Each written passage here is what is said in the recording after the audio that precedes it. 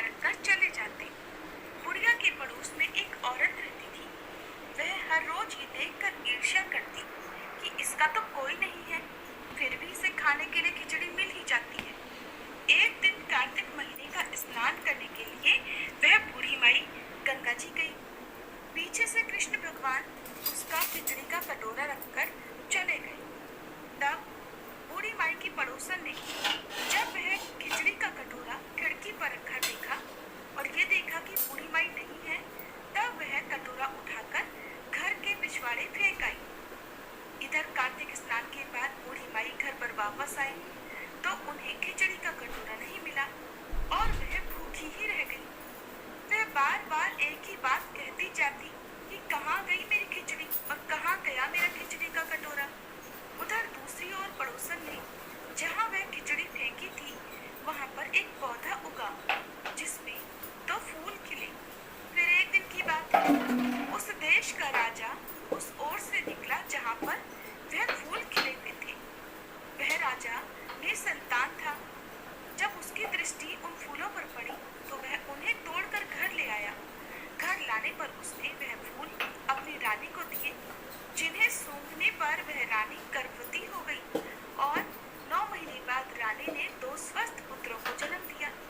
वह दोनों राजकुमार जब बड़े हो गए तब वह किसी से बोलते नहीं थे, लेकिन जब भी वे दोनों शिकार पर जाते तब रास्ते में उन्हें वही बूढ़ी माई मिलती जो अभी भी यही कहती थी कि कहाँ गई मेरी खिचड़ी और कहाँ गया मेरा खिचड़ी का कटोरा।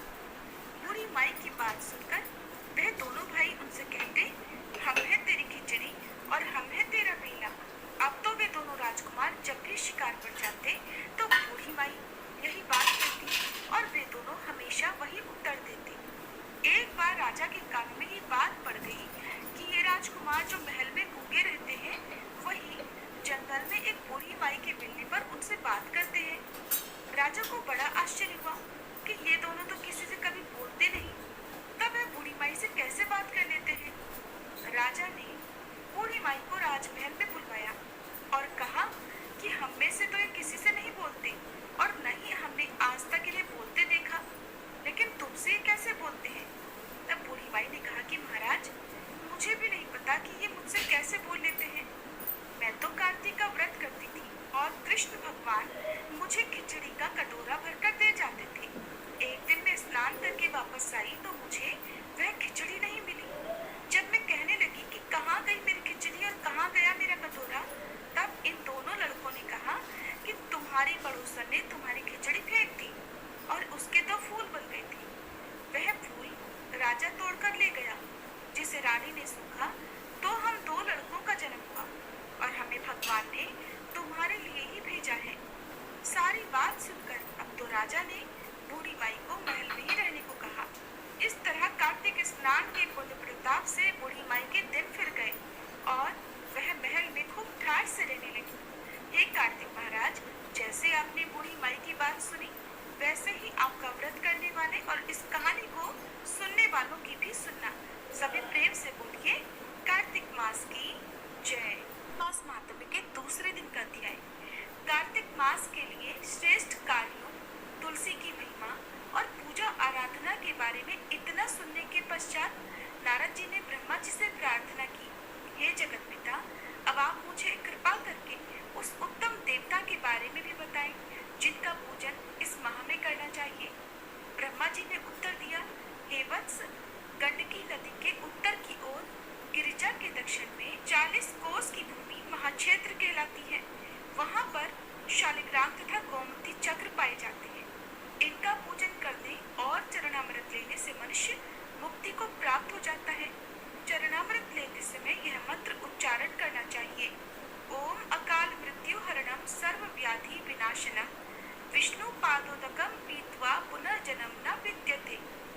जिस गोमती में 1 चक्र हो उसको सुदर्शन, जिसमें 2 चक्र हो वह नारायण, जिसमें 3 चक्र हो उसे अच्युत, जिसमें 4 चक्र हो उसे जनार्दन, जिसमें 5 चक्र हो उसे वासुदेव, 6 चक्र वाले को प्रद्युम्न, 7 चक्र वाले को संकर्षण, 8 चक्र वाले को नलकूवर तथा 9 चक्र वाले को व्यूह और 10 चक्र वाले को दशावतार कहते हैं। इनके दर्शन मात्र से ही मनुष्य मोक्ष को प्राप्त हो जाता है। जो भगवान के सम्मुख वीणा या वंशी बजाता है अथवा गायन करता है वह स्वयं भगवान को प्राप्त होता है। जो भगवान के आगे मृदंग बजाता है भगवान उसे सर्वप्रिय समझते हैं, और जो भगवान के सम्मुख इतनी श्रद्धा से धूप जलाता है वह कभी नरकगामी नहीं होता। शंख में भरा हुआ या भगवान पर चढ़ाया हुआ जल अंगों में स्पर्श करने से संपूर्ण रोग तथा पाप नष्ट होकर मनुष्य मुक्ति को प्राप्त कर लेता है। पूजा चाहे मंत्रों द्वारा पूरे विधि विधान से किया जाए अथवा सामान्य रूप से, परंतु श्रद्धा सच्ची होनी चाहिए। पूर्ण श्रद्धा और निष्ठा से किया गया स्नान, ध्यान, पूजा पाठ और व्रत आदि ही फलदायी होता है। नारद जी स्वयं परम ज्ञानी थे। आप श्री ब्रह्मा जी से ये सारे प्रश्न हम सांसारिक प्राणियों की भलाई के लिए कर रहे थे। अतः अब नारद जी ने ब्रह्मा जी से पूछा, हे पितामह, अब आप कार्तिक मास में जो दीपदान किया जाता है उसका भी महात्म्य सुनाने की कृपा कीजिए। नारद जी का यह प्रश्न सुनकर ब्रह्मा जी बोले, हे पुत्र, दीप चाहे स्वर्ण का हो या चांदी का, तांबे का हो अथवा मिट्टी का, अपनी सामर्थ्य और श्रद्धा के अनुसार कार्तिक मास में दान अवश्य करना चाहिए। कार्तिक में दीपदान करने से समस्त पापों का नाश हो जाता है। दीपक भगवान की मूर्ति के आगे, तुलसी के समीप, ब्राह्मण के घर या वन में, वृक्ष के नीचे अथवा गौशाला या धर्मशाला के आले में संध्या को जलाया जाता है। दीपक घी का जलाएं या फिर तेल का, परंतु उसे पूरे मास तक जलाएं। ब्राह्मण के घर दीपक जलाने से अग्निष्टोम यज्ञ का फल प्राप्त होता है। जो ऊंचे स्थान अथवा स्तंभ पर दीप जलाते हैं उनके धन की वृद्धि होती है तथा वैकुंठ निवास मिलता है। दीप जलाते समय भगवान से प्रार्थना करें और कहें, हे भगवान, आपके ही निमित्त मैं दीपक जलाता हूँ। कार्तिक में मथुरा, माघ में प्रयाग और वैशाख में हरिद्वार में स्नान तथा निवास करें तो यह अत्यंत ही उत्तम है। जब सूर्य तुला, मकर अथवा मेष राशि में हो उस समय किए जाने वाले नियम, व्रत, पूजा और दान बहुत उत्तम फल देते हैं। इन महीनों में किए हुए व्रत, दान और शुभ कर्मों से समस्त पापों का नाश हो जाता है। जिस प्रकार भगवान भास्कर के उदय होने से अंधकार का नाश हो जाता है और वज्र से पर्वत का, गरुड़ के भय से सर्पों का, पवन से मेघ का, ध्यान से दुख का और सिंह के भय से मृगों का नाश हो जाता है, उसी प्रकार श्री मथुरा जी के दर्शन मात्र से ही सब पापों का समापन हो जाता है। कार्तिक मास में स्नान और जागरण, दीपदान, तुलसी सेवन, भगवान के मंदिर में मार्जन, झाड़ू लगाना, गाना, भगवान की कथा सुनना सुनाना, कीर्तन करना कराना, ये सब शुभ कार्य हैं। इनके करने से श्रेष्ठ फलों की प्राप्ति होती है। पूर्व जन्म के पापों को नष्ट करने कार्तिक मास में स्नान और जागरण, दीपदान, तुलसी सेवन, भगवान के मंदिर में मार्जन, झाड़ू लगाना, गाना, भगवान की कथा सुनना सुनाना, कीर्तन करना कराना, ये सब शुभ कार्य हैं। इनके करने से श्रेष्ठ फलों की प्राप्ति होती है। पूर्व जन्म के पापों को नष्ट करने के लिए भी कुछ न कुछ व्रत, दान, भजन, पूजन आदि करना अति उत्तम है।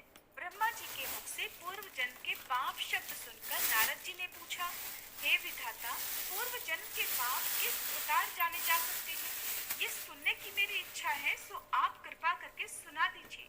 तब ब्रह्मा जी कहने लगे, हे पुत्र, पूर्व जन्म का ब्रह्म हत्यारा क्षय रोगी और पर स्त्री गमन करने वाला कोढ़ी बनता है। स्वर्ण चोर के नाखून खराब हो जाते हैं तथा मदिरा पीने वाले के दांत खराब हो जाते हैं। इसी प्रकार मनुष्य के पूर्व जन्म के पापों को पहचान लिया जाता है। इस प्रकार के सभी पाप दान, तपस्या, कृच्छ, व्रत आदि से निवारण हो जाते हैं। ब्रह्मा जी ने आगे कहा, अब हम कुछ व्रत आदि बतलाते हैं। एक समय भोजन करने से तथा 3 दिन सायंकाल और 3 दिन प्रातः काल भोजन करने को अतिकृच्छ व्रत कहते हैं। सायंकाल में 12 ग्रास और प्रातः काल में 26 ग्रास अथवा 24 ग्रास खाने को भी अतिकृच्छ व्रत कहा गया है। 3 दिन खाएं और फिर 3 दिन उपवास करें तो ये भी अतिकृच्छ व्रत होता है। सायंकाल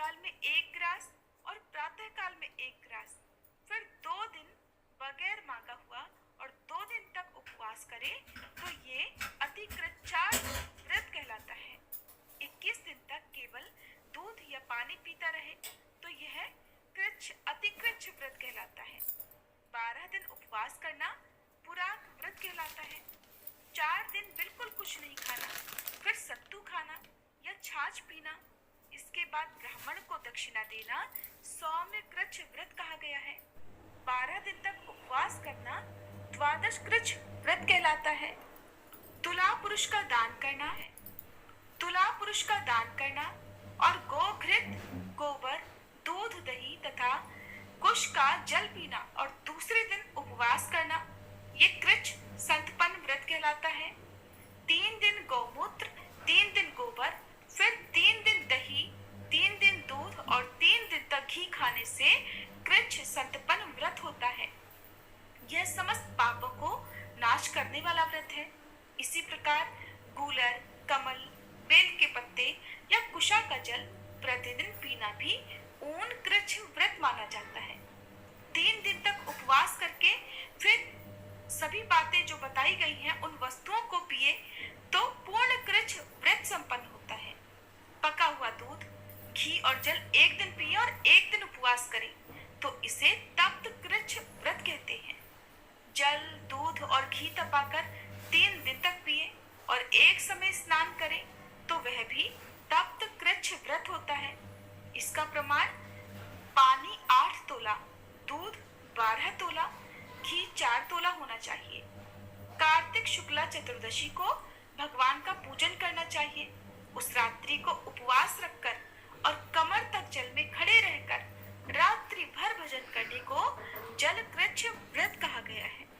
जो इस व्रत को करता है वह वैकुंठ को प्राप्त कर लेता है। सुदी सप्तमी को घी खाकर फिर एकादशी को उपवास पैतामह कृच्छ व्रत कहा गया है।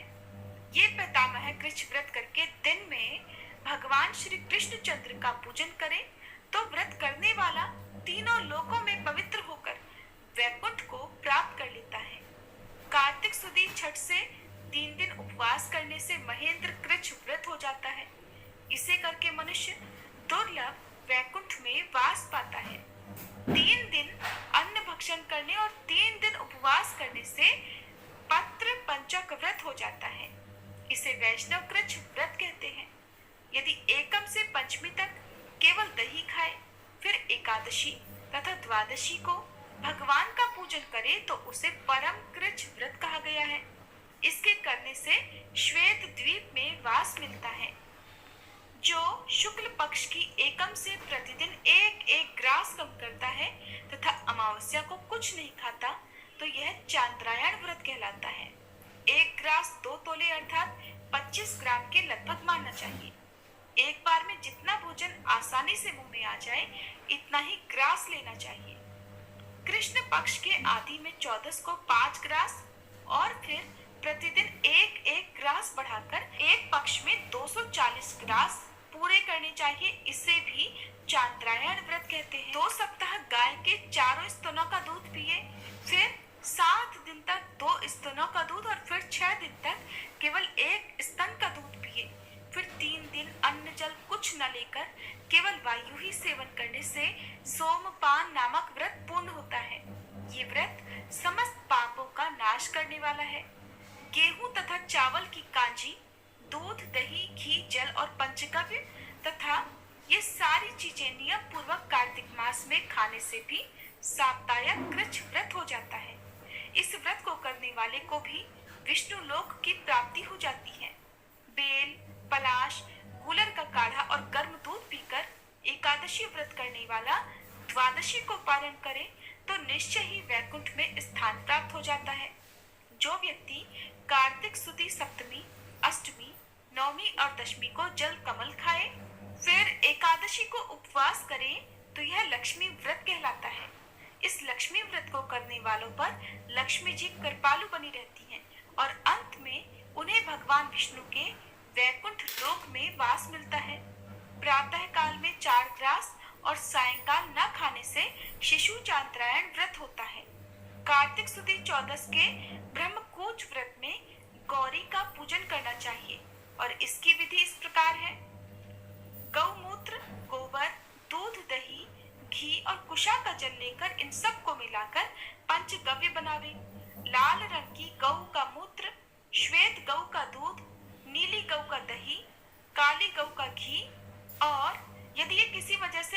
सके तो दूसरी तरह से भी पंचगव्य बनाया जा सकता है।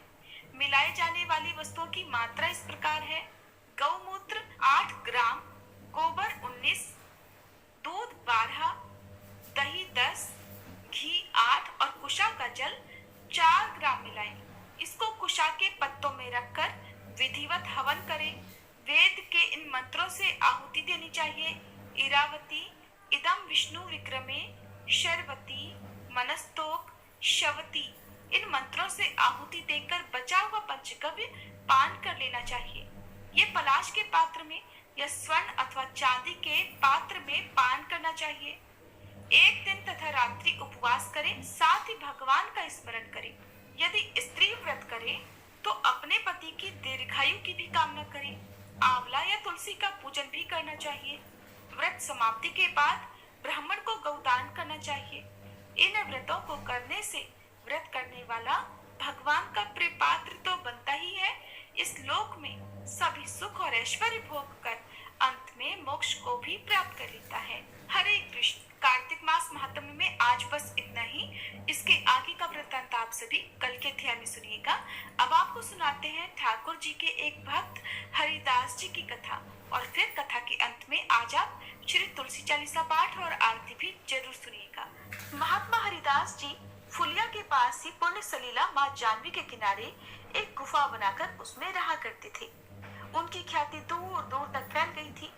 हर दिन वहां सैकड़ों आदमी इनके दर्शन करने के लिए और गंगा स्नान के निमित्त इनके आश्रम के पास आया करते थे। जो भी मनुष्य इनकी गुफा के समीप जाता तो उसके शरीर में एक तरह की खुजली होने लगती। लोगों को इसका कुछ भी कारण पता नहीं चल पाया। उस स्थान में पहुंचने पर चित्त में शांति तो सभी को होती, किंतु वो उस शरीर में होने वाली खुजली से घबरा जाया करते। लोग इस बारे में तरह तरह के अनुमान लगाने लगे। अब जितने मुंह उतनी बातें, होते होते ये बात चारों तरफ फैल गई। बहुत से चिकित्सकों ने वहां की जलवायु का निदान किया और फिर आखिरकार अंत में सभी ने कहा यहाँ जरूर कोई विषधर सर्प रहता है। अब न जाने कैसे हरिदास जी अभी तक बचे हुए हैं। श्वास से ही मनुष्य की मृत्यु हो सकती है। वो कहीं बहुत भीतर रहकर श्वास लेता है और उस महाविषधर सांप का ऐसा असर है कि इस गुफा में जाते ही लोगों के शरीर में जलन होने लगती है। अगर वो बाहर निकलकर जोरों से फुंकार करे तो इसके फुंकार से तो मनुष्य बच ही नहीं सकता। लोग इस तरह की बातें वहां पर करने लगे। अब हरिदास जी इस जगह को छोड़कर कहीं और रहने लगे, नहीं तो प्राणों का भय है। चिकित्सकों की सम्मति सुनकर सभी ने हरिदास जी से आग्रह पूर्वक प्रार्थना की कि आप इस जगह को छोड़ दीजिए। आप तो महात्मा हैं, आपको चाहे कोई कष्ट न भी हो, लेकिन और लोगों को आपके यहाँ रहने से बड़ा भारी कष्ट होगा और दर्शन करने के लिए लोग आए बिना नहीं रहेंगे और यहाँ आने पर सभी को शारीरिक कष्ट भी होता है। इसलिए आप हम लोगों का ही ख्याल करके कृपया इस जगह को त्याग दीजिए। हरिदास जी ने सबके आग्रह करने पर उस स्थान को छोड़ना मंजूर कर लिया और उन लोगों को तसल्ली देते हुए कहा कि आप लोगों को कष्ट हो ये मैं बिल्कुल नहीं चाहता। कल तक सब अगर यहाँ से नहीं चला गया तो मैं कल शाम को ही इस जगह का परित्याग कर दूंगा। कल या तो यहाँ पर सांप रहेगा या मैं ही रहूंगा। अब दोनों साथ साथ यहाँ नहीं रह सकते। उनके ऐसे निश्चय को सुनकर लोगों को बड़ा आनंद हुआ और फिर सभी बड़े प्रसन्न मन से अपने अपने घरों को चले गए। दूसरे दिन बहुत से भक्त एकत्रित होकर हरिदास जी के समीप श्री कृष्ण कीर्तन कर रहे थे कि उसी समय सब लोगों को उस अंधेरे स्थान में बड़ा भारी प्रकाश सा मालूम पड़ा। सभी भक्त आश्चर्य के साथ उस प्रकाश की ओर देखने लगे। सभी ने देखा कि एक चित्र विचित्र रंगों का बड़ा भारी सांप वहां से निकलकर गंगा जी की ओर जा रहा है। उसके मस्तक पर एक बड़ी सी मणि भी जड़ी हुई है। उसी का इतना तेज प्रकाश ही फैला हुआ है। सभी ने उस भयंकर सर्प को देखकर आश्चर्य प्रकट किया। सर्प धीरे धीरे गंगा जी के किनारे बहुत दूर चला गया। उस दिन से आश्रम में आने वाले किसी भी दर्शनार्थी के शरीर में खुजली नहीं हुई। संतों की तो दृष्टि मात्र से अविद्या का बंधन खुल जाता है और भगवान भी कभी उनके वचनों का उल्लंघन नहीं करते। फिर क्या हुआ कि एक दिन एक विशिष्ट व्यक्ति के घर में एक सपेरा आया। सपेरे में विषदंत रहित सर्प के दंशन के साथ मंत्र के प्रभाव से सर्पों के अधिष्ठात देवता नागराज वासुकी का आवेश हो गया। मृदंग और मंजीरे की ध्वनि के साथ गाए जाने वाले गीत और सपेरे के द्वारा जपे जा रहे मंत्र की शक्ति के प्रभाव को देखकर सभी मंत्रमुग्ध हो रहे थे। दैव योग से श्री हरिदास ठाकुर जी भी वहां पहुंचे और वे भी एक कोने में खड़े होकर उस दृश्य को देखने लगे। देखते ही देखते मंत्र के प्रभाव से उस सपेरे के शरीर में अधिष्ठित नागराज वासुकी विष्णु भक्त शेष अनंत स्वयं उसके माध्यम से उद्दंड नृत्य करने लगे। कालियद में कालिया के ऊपर चढ़कर अखिल कलाओं के गुरु भगवान श्री कृष्ण ने जिस प्रकार तांडव किया था उसी प्रकार की भावभंगी को अवलंबन करके वह सपेरा भी नृत्य करने लगा और कालिया नाग के प्रति श्री कृष्ण ने दंड देने के बहाने से जो अत्यधिक दया की थी उस लीला से संबंधित एक गीत भी गाने लगा। सपेरे के मुख से श्री कृष्ण की करुणा को सूचित करने वाले गीत को सुनकर एक ओर खड़े श्री हरिदास ठाकुर मुग्ध हो गए और भगवान की लीलाओं को स्मरण करते करते मूर्छित हो गए। जब कुछ क्षण के पश्चात उन्हें होश आया तो वे हुंकार करते हुए आनंद पूर्वक नृत्य करने लगे। वहां भागवत श्री हरिदास जी को कृष्ण प्रेम के आवेश में नृत्य करते देखकर अनंत देव आविष्ट सपेरा संभ्रम पूर्वक थोड़ी दूर जाकर खड़ा हो गया और श्रद्धा पूर्वक श्री हरिदास जी का नृत्य देखने लगा। श्री कृष्ण के प्रेमावेश में श्री कृष्ण के अतुल्य कारुण्य गुण को सुनने और स्मरण करते करते भूमि पर लोटपोट खाने लगते, कभी कभी उठकर फिर से नाचने और क्रंदन करने लगते। श्री हरिदास जी के नृत्य और उनके भावों को दर्शन करके वहां खड़े लोग बड़े आनंदित हुए। जहां जहां श्री हरिदास ठाकुर जी की चरण धूलि पड़ी थी सभी लोग वहां की रज को उठा उठाकर श्रद्धा पूर्वक अपने शरीर पर मलने लगे। वहीं पर एक मान लोलुप ब्राह्मण भी बैठा हुआ था। जब उसने देखा कि मूर्छित होकर गिरने से ही लोग इतना आदर कर रहे हैं तब तो फिर मैं इस अवसर को भला हाथ से क्यों जाने दूं? ये सोचकर जब वह सपेरा फिर नाचने लगा तो वो ब्राह्मण भी झूठ मूठ बहाना बनाकर धरती पर अचेत होकर गिर पड़ा। सोचने लगा सपेरा भी इसी तरह से सम्मान करेंगे। सपेरा तो सब जानता था। इसके गिरते ही वो इसे जोरों से पीटने लगा। मार के सामने तो अच्छे अच्छे भूत भी भाग जाते हैं, फिर ये तो दम भी था, सम्मान का भूखा था। जल्दी ही मार न सह सकने के कारण वहां से दुम दबाकर भाग गया। जब धनी पुरुष ने और अन्य उपस्थित लोगों ने इसका कारण पूछा कि हरिदास की तुमने स्तुति क्यों की और वैसा ही भाव आने पर तुमने इस ब्राह्मण को क्यों मारा, तब अनंत देव सपेरे के मुख से माध्यम से सभी को कहने लगे कि तुम लोगों ने जो प्रश्न किया है उसका उत्तर अति रहस्यपूर्ण है। वह कहने योग्य न होने पर भी मैं तुम लोगों से कह रहा हूँ। श्री हरिदास जी प्रेम में आविष्ट होकर नृत्य करते देखकर तुम लोगों ने श्रद्धा पूर्वक उनकी चरण धूलि ली और ये देखकर वो ढोंगी ब्राह्मण भी प्रतिष्ठा की आशा से मूर्छित होने का केवल नाटक कर रहा था। श्री हरिदास जी निष्कपट अप्राकृत सहज प्रेमिक शुद्ध भगवत भक्त है और ये अधम विप्र घृणित प्राकृत सहजिया है जो महाभागवत वैष्णवों की अलौकिक क्रिया मुद्रा का कृत्रिम रूप से अनुकरण करके भक्त के रूप में जड़ प्रतिष्ठा प्राप्त करने की इच्छा करते हैं। वास्तव में भगवान के श्री चरण कमलों के प्रति उनकी किसी भी प्रकार की सेवा प्रवृत्ति नहीं होती। वे अपनी जड़ इंद्रियों की तृप्ति के लिए ही कृष्ण भक्त सजकर लोगों को ठगते रहते हैं। जहाँ पर इस प्रकार के धर्म ध्वजी बक धर्मी नहीं है वहीं पर अकैतव कृष्ण भक्ति है और जहाँ जहाँ पर ये दोष विद्यमान है, जहाँ पर लोग दिखावा करते हैं वहाँ दम्भ, कैतव और कृष्ण सेवा के अतिरिक्त अन्य उद्देश्य लक्षित होते हैं। वैष्णवों के कृष्ण प्रेम में नृत्य के दर्शन से दर्शकों का भवबंधन नष्ट होता है और प्राकृत सहजिया की कृत्रिम क्रिया मुद्रा के दर्शन से दर्शकों के भवबंधन का क्लेश और अधिक बढ़ जाता है। श्री हरिदास जी जब भगवान के प्रेम में मुक्त होकर नृत्य लीला प्रदर्शित करते हैं तब उनके निष्कपट प्रेम के वशीभूत होकर उनके साथ श्री कृष्ण सब परिवार नृत्य करते हैं और ऐसे भक्तों के नृत्य से ब्रह्मांड भी पवित्र हो जाता है। सत्य ही वे श्री हरि के दास हैं, इसीलिए तो उनका नाम श्री रत्न हरिदास है। सदैव श्री कृष्ण चंद्र उनके हृदय में निवास करते हैं। श्री हरिदास सभी प्राणियों के प्रति स्नेह दृष्टि संपन्न और स्थावर और जंगम सभी के उपकारी हैं। भगवान जब जब इस प्रपंच में अवतरित होते हैं तब तब श्री हरिदास ठाकुर जी भी अवतरित होते हैं, इसलिए वे साक्षात भगवान के नित्य परिकर हैं। साक्षात भगवत पार्षद होने के कारण श्री हरिदास जी विष्णु और वैष्णवों के प्रति कभी कोई अपराध नहीं करते। श्री हरिदास जी को स्पर्श करना तो दूर, उनके दर्शन करने मात्र से ही जीवों की अनादि अविद्या का बंधन तत्क्षण खुल जाता है। नामाचार्य श्री हरिदास जी के प्रति जो अप्राकृत गुरु बुद्धि रखकर उनका आश्रय ग्रहण करते हैं, श्री हरिदास जी के वैसे भक्तों को देखने से भी बद्ध जीवों का संसार बंधन खुल जाता है। आप लोग बहुत ही सौभाग्यशाली हो। आपके द्वारा की गई जिज्ञासा के फलस्वरूप ही आज मेरे मुख से भगवत भक्त का किंचित गुणगान कीर्तित और प्रकाशित हुआ है। अगर मैं सैकड़ों वर्षों तक सैकड़ों मुखों से ठाकुर हरिदास जी के अप्राकृत गुणों का गुणगान करूं तब भी उनके गुणों का अंत नहीं कर पाऊंगा। मैं सत्य कह रहा हूँ, अगर एक बार भी कोई वैष्णव ठाकुर श्री हरिदास जी का नाम उच्चारण करेगा तो उसे अवश्य ही श्री कृष्ण के धाम की प्राप्ति होगी। ऐसा कहकर नागराज मौन हो गए।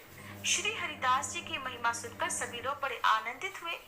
जिस तरह पहले गोपाल चक्रवर्ती ने श्री हरिदास जी से तर्क किया और उसकी नाक कट गई, इसी तरह की दूसरी घटना श्री हरि नदी नामक ग्राम में हुई। हरि नदी नामक ग्राम के एक पंडित मानी अहंकारी ब्राह्मण को अपने शस्त्र ज्ञान का बड़ा गर्व था। हरिदास जी चलते फिरते उठते बैठते ऊंचे स्वर से हरे कृष्ण कृष्ण कृष्ण हरे हरे, हरे राम राम राम हरे हरे इस महामंत्र का सदा जप करते रहते थे। इन्हें मुसलमान और महामंत्र का अनाधिकारी समझकर उसने इनसे पूछा कि एक मुसलमान के लिए इस उपनिषद के मंत्र का जप करना कहाँ लिखा है? ये तुम्हारी अनाधिकार चेष्टा है, और जो तुम्हें भगवत भक्त कहकर तुम्हारी पूजा करते हैं वे भी महापाप करते हैं। शास्त्र में लिखा है कि जहाँ अपूज्य लोगों की पूजा होती है और पूज्य लोगों की उपेक्षा की जाती है, वहाँ दुर्भिक्ष, मरण, भय और दारिद्र्य ये बातें होती है। इसलिए तुम इस अशास्त्रीय कार्य को छोड़ दो। तुम्हारे ऐसे आचरण से देश में दुर्भिक्ष पड़ जाएगा। तब हरिदास जी ने बड़ी नम्रता से कहा, विप्रवर, मैं नीच पुरुष भला शास्त्रों का मर्म क्या जानूं? किंतु आप जैसे विद्वानों के ही मुख से सुना है कि चाहे वेद शास्त्रों के अध्ययन का द्विजातियों के अतिरिक्त किसी को अधिकार न हो, किंतु भगवान नाम तो किरात, हूण, आंध्र, पुलिंदा, पुलकस, आभीर, कंक, यवन और खस आदि जितने भी पाप योनि और जंगली जाति हैं, सभी को पावन बनाने वाला है। भगवान नाम का अधिकार तो सभी को समान रूप से है। हरिदास जी के इस शास्त्र सम्मत उत्तर को सुनकर ब्राह्मण ने पूछा, खैर भगवान नाम का अधिकार सबको भले ही हो, किंतु मंत्र का जप इस प्रकार जोर जोर करने से क्या लाभ? शास्त्रों में मानसिक, उपांशु और वाचिक ये 3 प्रकार के जप बताए हैं, जिनमें मानसिक जप से सहस्त्र गुना उपांशु जप श्रेष्ठ है, उपांशु जप से लक्ष्य गुना मानसिक जप श्रेष्ठ है। तुम मन में जप करो। तुम्हारे इस जप को तो मानसिक, उपांशु या फिर वाचिक किसी प्रकार का भी जप हम नहीं कह सकते। ये तो वैखरी जप है जो अत्यधिक नीच बताया गया है।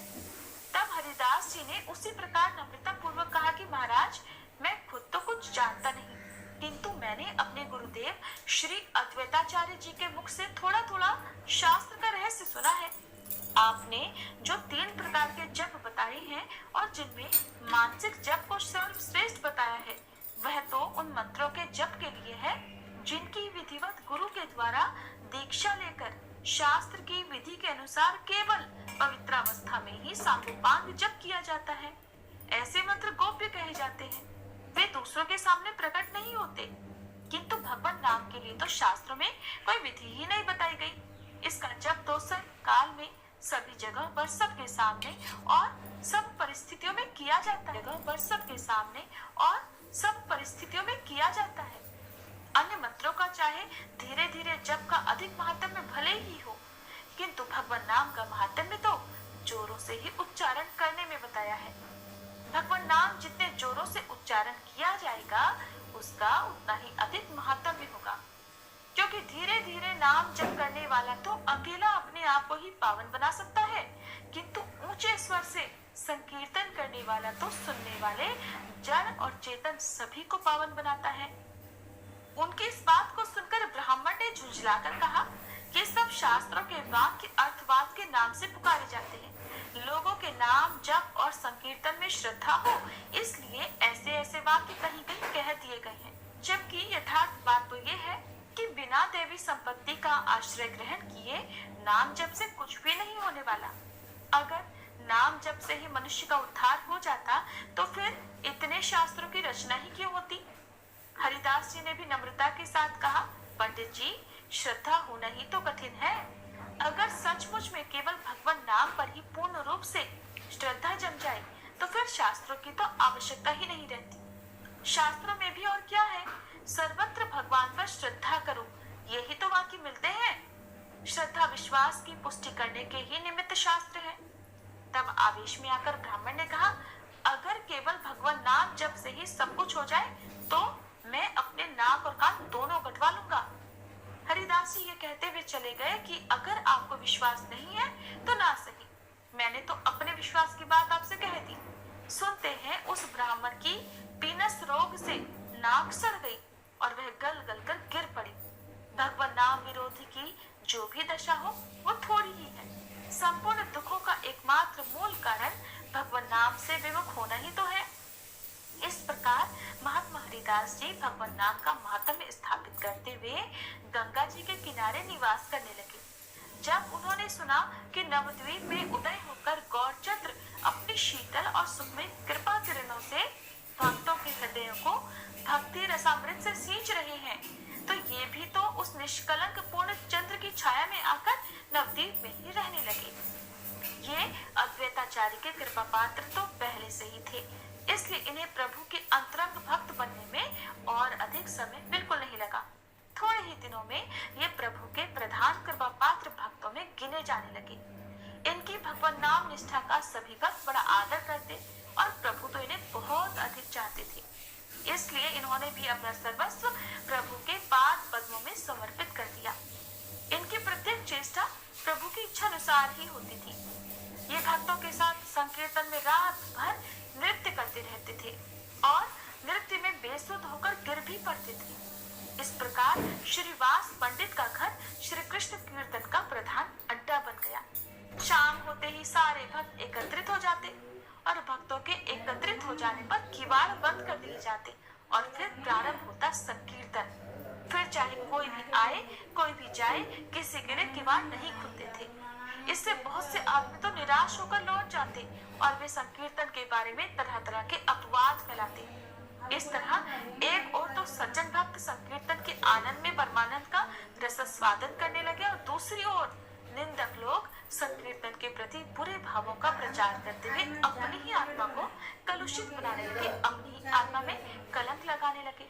एक बार श्रीमद् महाप्रभु ने अपने भक्तों के सामने कहा, मैं आज 10 प्रकार के दृश्य काव्यों में से एक अंक काव्य की विधि के अनुसार स्त्री के स्वरूप में नृत्य करूंगा। जो जितेंद्रिय है केवल उन्हें ही मेरे इस नृत्य को देखने का अधिकार होगा और जो इंद्रियों पर संयम रखने में समर्थ है वे ही आज भवन के भीतर प्रवेश करें, बाकी कोई प्रवेश ना करे। श्री महाप्रभु ने सदाशिव और बुद्धिमत खान को बुलाकर कहा कि वेशभूषा की तैयारियां करो। सबके लिए शंख, चोली, पट्ट, साड़ी और अलंकार आदि एकत्रित करो और सभी के लिए यथायोग्य वेशभूषा का प्रबंध करो। श्रीमद् महाप्रभु ने सभी भक्तों को अपने समक्ष बुलाकर कहा, गदाधर रुक्मणी का वेश धारण करेंगे और ब्रह्मानंद उनकी वृद्धा सखी सुप्रभात बनेंगे। नित्यानंद प्रभु एक बड़ी बूढ़ी का रूप धारण करेंगे। श्रीवास पंडित नारद बनेंगे और हरिदास ठाकुर कोतवाल का वेश धारण करके सभी को जगाते रहेंगे। इस प्रकार श्रीमद् महाप्रभु की आज्ञा अनुसार श्री हरिदास ठाकुर ने कोतवाल का वेश धारण करके सबसे पहले बड़ी बड़ी तो मूछें लगाकर हंसते हंसते मंच पर प्रवेश किया।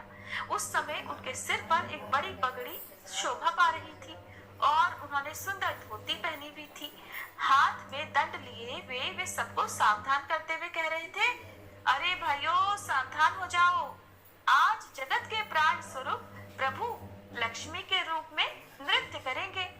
हाथ में छड़ी लिए हरिदास ठाकुर चारों ओर दौड़ रहे थे। उनका सारा शरीर पुलकित हो रहा था और वे कृष्ण नाम से सभी को जगा रहे थे।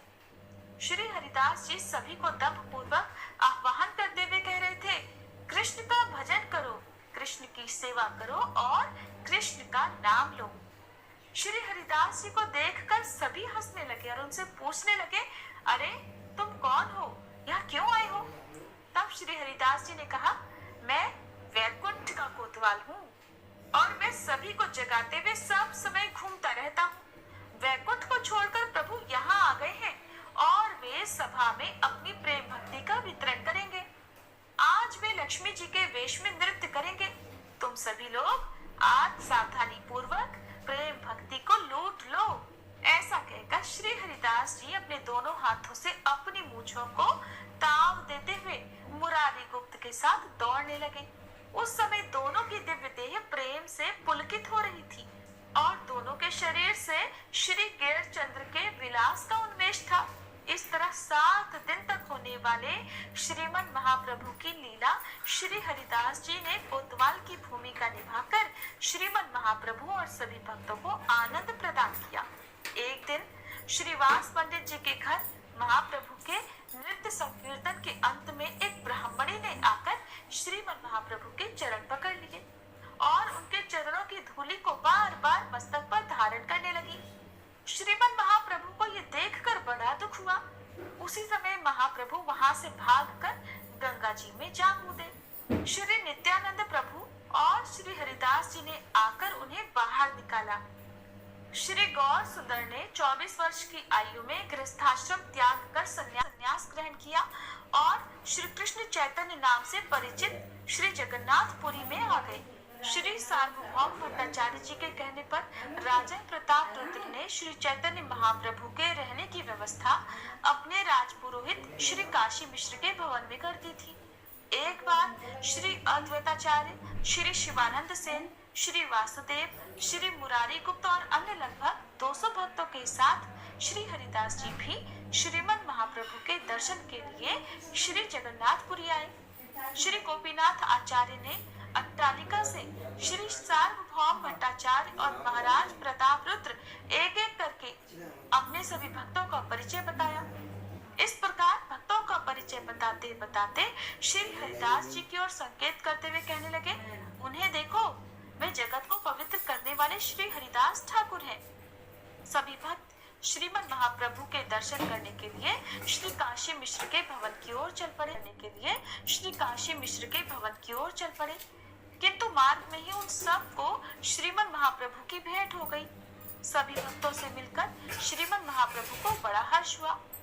श्रीमन महाप्रभु ने सभी से कुशल क्षेम पूछी और हरिदास जी को न देखकर महाप्रभु ने पूछा, हरिदास कहाँ है? श्री हरिदास ठाकुर तो वहां तक भी नहीं आए जहां प्रभु मार्ग में वैष्णवों से मिले थे, बल्कि दूर से ही प्रभु का दर्शन करके वे उसी राजपथ के किनारे पर दंडवत होकर पड़े रह गए। अब प्रभु के पूछने पर सभी भक्त दौड़कर हरिदास जी को बुलाने के लिए वहीं पहुंच गए और जाकर उन्होंने कहा, हरिदास, महाप्रभु तुमसे मिलना चाहते हैं, जल्दी से उनके पास चलो। तब श्री हरिदास जी कहने लगे, मैं तो नीच जाति का होने के कारण अस्पृश्य हूँ, मुझे कोई छू नहीं सकता। श्री जगन्नाथ मंदिर के निकट राजमार्ग पर जाने का मेरा अधिकार नहीं है, क्योंकि वहां राजपथ पर तो श्री जगन्नाथ देव के सेवकों का आना जाना रहता है। इसलिए एकांत में किसी एक बगीचे में अगर थोड़ी सी जगह मुझे मिल जाए तो मैं वहीं पर पड़ा रहकर अपना समय बिता लूंगा। मेरी ऐसी इच्छा है कि मैं किसी एक ऐसे स्थान पर पड़ा रहूं जिससे श्री जगन्नाथ जी के पुजारी सेवक मुझ अछूत को छू न पाए। अब श्री हरिदास जी के ये वचन भक्तों ने जाकर श्रीमन महाप्रभु को बताए।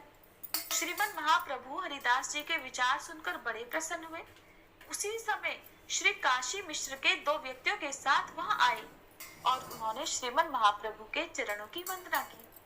श्री काशी मिश्र ने महाप्रभु के चरणों में निवेदन किया कि प्रभु, अगर आपकी आज्ञा हो तो इन वैष्णवों के लिए सब प्रबंध किए जाएं। श्री महाप्रभु ने कहा, गोपीनाथ आपके साथ जाकर सभी को रहने का यथायोग्य स्थान दे देगा। हे काशी मिश्र, मेरे इस स्थान के निकट ही जो बगीचा है उसमें एक परम एकांत घर है। वो घर मुझे चाहिए जिससे कि मैं वहां एकांत में बैठकर श्री कृष्ण स्मरण कर सकूं। श्री काशी मिश्र ने कहा, प्रभु सब कुछ तो आपका है, फिर आप मांगते क्यों हैं? आपकी जो इच्छा हो वही स्थान आप ले लीजिए। सभी वैष्णवगण श्रीमन महाप्रभु को नमस्कार करके अपने अपने स्थान को चले गए और इस तरह श्री गोपीनाथ आचार्य ने सबको यथायोग्य स्थान दे दिया। इसके बाद महाप्रभु हरिदास जी से मिलने आए। श्री हरिदास जी उस समय प्रेम पूर्वक नाम संकीर्तन कर रहे थे। श्रीमन महाप्रभु को आया हुआ देखकर श्री हरिदास जी ने आगे बढ़कर महाप्रभु के चरणों में गिरकर दंडवत प्रणाम किया और महाप्रभु ने उठकर उन्हें आलिंगन किया। आप दोनों प्रेमावेश में रोने लगे। हरिदास जी ने कहा, प्रभु आप मुझे स्पर्श मत कीजिए, मैं तो नीच जाति का और अछूत और बहुत ही अधम हूँ। तब श्रीमन महाप्रभु ने कहा, हरिदास मैं स्वयं पवित्र होने के लिए तुम्हारा स्पर्श कर रहा हूँ, तो मैं जो पवित्र धर्म है वो मुझ में तो है ही नहीं। तुम क्षण क्षण में समस्त तीर्थों में स्नान करते हो और क्षण क्षण में तुम यज्ञ तप और दान करते हो। तुम निरंतर शास्त्रों का अध्ययन कर रहे हो और तुम ब्राह्मणों और सन्यासियों की अपेक्षा परम पवित्र हो। श्री चैतन्य महाप्रभु ने शास्त्र के वचन कहते हुए कहा कि जिनके जीवा के अग्रभाग पर सदैव भगवान का नाम वर्तमान रहता है वह व्यक्ति स्पष्ट होते हुए भी पूजनीय है। जो आपके नाम संकीर्तन करते रहते हैं वे ही सदाचारी हैं। उन्होंने सब प्रकार की तपस्याएं कर ली हैं, सब प्रकार के यज्ञ कर लिए हैं, समस्त तीर्थों में स्नान कर लिया और उन्होंने समस्त शास्त्रों और उनके अंगों का अध्ययन कर लिया है। इतना कहकर महाप्रभु हरिदास जी को बगीचे में ले गए और उन्हें वहां एकांत में रहने के लिए घर दे दिया।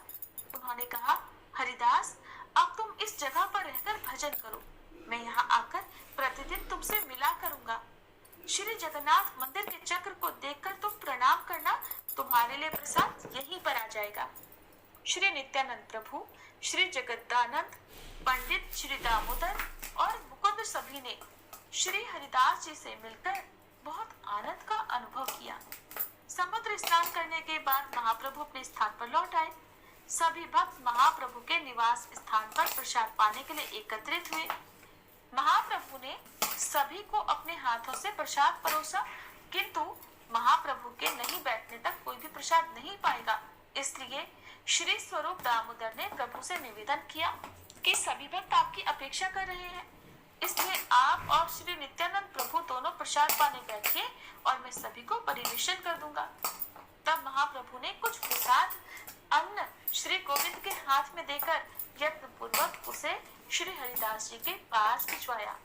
श्री हरिदास जी के पास प्रसाद भेजने के बाद ही महाप्रभु सब सन्यासियों को बिठाकर स्वयं भी प्रसाद सेवन के लिए बैठ गए। अब श्री हरिदास जी महाप्रभु द्वारा प्रदत्त उसी कुटी में रहकर निरंतर भाव विभोर होकर नित्य प्रति 3 लाख हरिनाम करने लगे। महाप्रभु नित्य प्रति प्रातःकाल श्री जगन्नाथ देव की आरती के दर्शन करके श्री हरिदास जी को दर्शन देने के लिए स्वयं उनकी कुटी में जाते थे। ऐसा सुना जाता है कि एक बार श्री चैतन्य महाप्रभु को भगवान श्री जगन्नाथ के पुजारियों ने प्रसाद में श्री जगन्नाथ देव की प्रसादी बकुल की दातुन दी थी। महाप्रभु जब श्री हरिदास जी को दर्शन देने के लिए उनकी कुटिया में गए तो उन्होंने देखा कि हरिदास धूप में ही नाथे बैठे भजन में मुक्त हो गए हैं। तब महाप्रभु ने उस दातुन को उनके आंगन में ही रोपण कर दिया। देखते देखते उसने एक बहुत बड़े वृक्ष का रूप ले लिया। वह वृक्ष सिद्ध बकुल के नाम से प्रसिद्ध हो गया। आज भी श्री हरिदास जी की भजन स्थली को लोग सिद्ध बकुल के नाम से ही जानते हैं। कथा समाप्त। सभी प्रेम से बोलिए भक्त हरिदास जी की जय। अब आप सुनेंगे तुलसी चालीसा पाठ और तुलसी माता की आरती। जय जय तुलसी भगवती सत्यवती सुखदानी, नमो नमो हरि प्रेसी श्री वृंदावन खानी। श्री हरि शीश विरजनी देहु अमर वर अम्ब, जनहित हे वृंदावनी अब न करहु विलंब। धन्य धन्य श्री तुलसी माता, महिमा अगम सदा श्रुति गाता।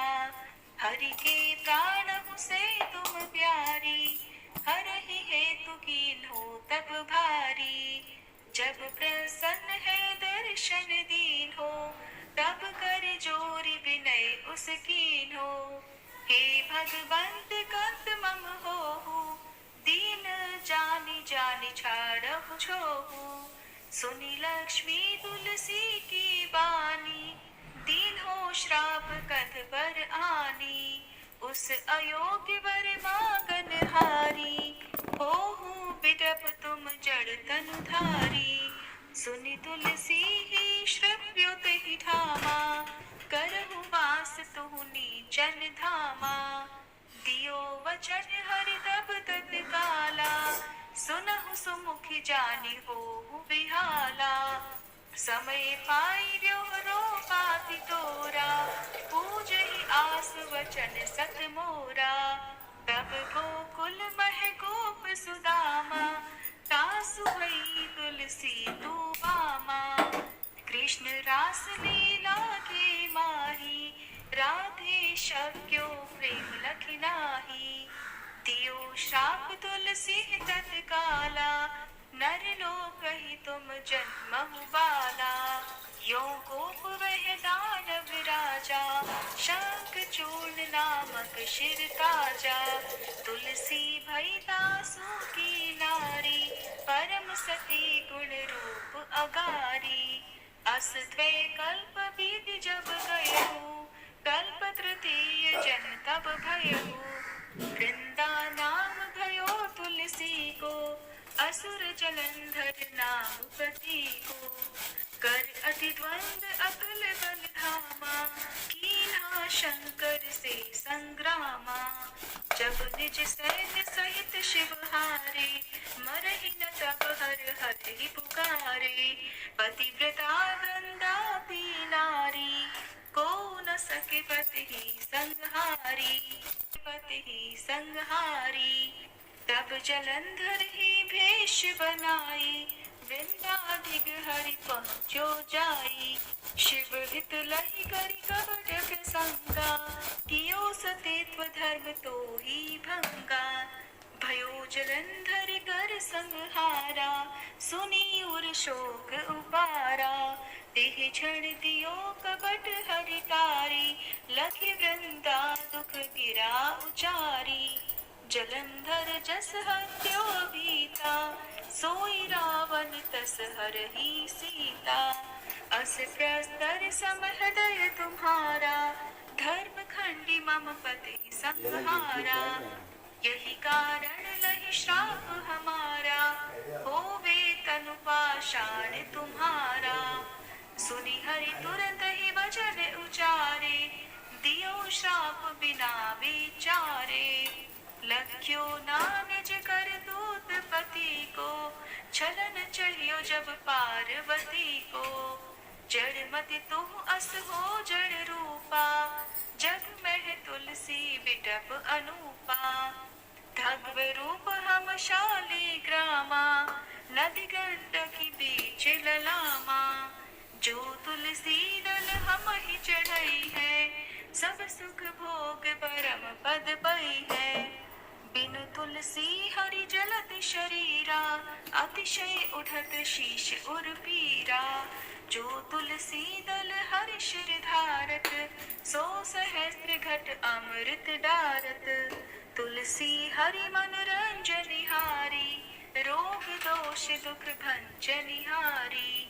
प्रेम सहित हरि भजन निरंतर, तुलसी राधा में नाही अंतर।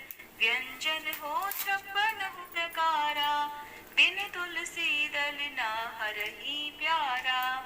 सकल तीर्थ तुलसी तरु छाही, लहत मुक्ति जन संशय नाही। कवि सुंदर इक हर गुण गावत, तुलसी निकट सहस गुण पावत। बसत निकट दुर्वासा धामा, जो प्रयास ते पूर्व ललामा। पाठ करहि जो नित नर नारी, होहि सुख भाषहि त्रिपुरारी। तुलसी चालीसा पढ़ी तुलसी तरु गृह धारी, दीप दान करि पुत्र फल पावहि बंध्यो नारी। सकल दुख दरिद्र हरिहार वह परम प्रसन्न, आशीर धन जन लड़ही कर बसहि पूरा अत्र, लाही अभिमत बन जगत महिलान पूर्ण सब काम, जय जल अर्पहि तुलसी तह सहस बसहि हरि राम। तुलसी महिमा नाम लख तुलसी सूत सुख राम, मानस 40 रच्यो जग मह तुलसी सास। प्रेम से बोलिए तुलसी महारानी की जय। तुलसी महारानी नमो नमो, हरि की बटरानी नमो नमो, तुलसी महारानी नमो नमो। धन तुलसी पूरण तप कीनो, शालिग्राम बनी बटरानी नमो नमो, तुलसी महारानी नमो नमो, हरि की बटरानी नमो नमो। जाके पत्र मंजरी कोमल, श्रीपति कमल चरण लपटानी नमो नमो, तुलसी महारानी नमो नमो, हरि की बटरानी नमो नमो। कौन महीने बोई रानी तुलसा, कौन महीने बोई हरियाली नमो नमो, तुलसी महारानी नमो नमो, हरि की बटरानी नमो नमो। कौन महीने हुई तेरी पूजा, कौन महीने हुई बटरानी नमो नमो, तुलसी महारानी नमो नमो। आषाढ़ मास में बोई रानी तुलसा, सावन महीने हुई हरियाली नमो नमो, तुलसी महारानी नमो नमो, हरि की बटरानी नमो नमो। कार्तिक मास में हुई तेरी पूजा, मंगसिर मास हुई बटरानी नमो नमो, तुलसी महारानी नमो नमो, हरि की बटरानी नमो नमो। धूप दीप नैवेद्य आरती, पुष्पन की वर्षा बरसानी नमो नमो, तुलसी महारानी नमो नमो, हरि की बटरानी नमो नमो। 56 भोग 3600 व्यंजन, बिन तुलसी हरि एक न मानी नमो नमो, तुलसी महारानी नमो नमो, हरि की बटरानी नमो नमो। जो तुलसी को सवेरे गाए, श्री कृष्ण के दर्शन पाए नमो नमो, तुलसी महारानी नमो नमो, हरि की बटरानी नमो नमो। जो तुलसी को दोपहर गाए, खीर खांड का भोग लगाए नमो नमो, तुलसी महारानी नमो नमो, हरि की बटरानी नमो नमो। जो तुलसी को सांझ को गाए, श्री कृष्ण की आरती उतारे नमो नमो, तुलसी महारानी नमो नमो, हरि की बटरानी नमो नमो। जो तुलसी को रात को गाए, श्री कृष्ण के चरण दबाए नमो नमो, तुलसी महारानी नमो नमो, हरि की बटरानी नमो नमो। सब सखी मैया तेरो यश गावे, भक्ति दान दीजे महारानी नमो नमो, तुलसी महारानी नमो नमो, हरि की बटरानी नमो नमो, तुलसी महारानी नमो नमो, हरि की बटरानी नमो नमो। प्रेम से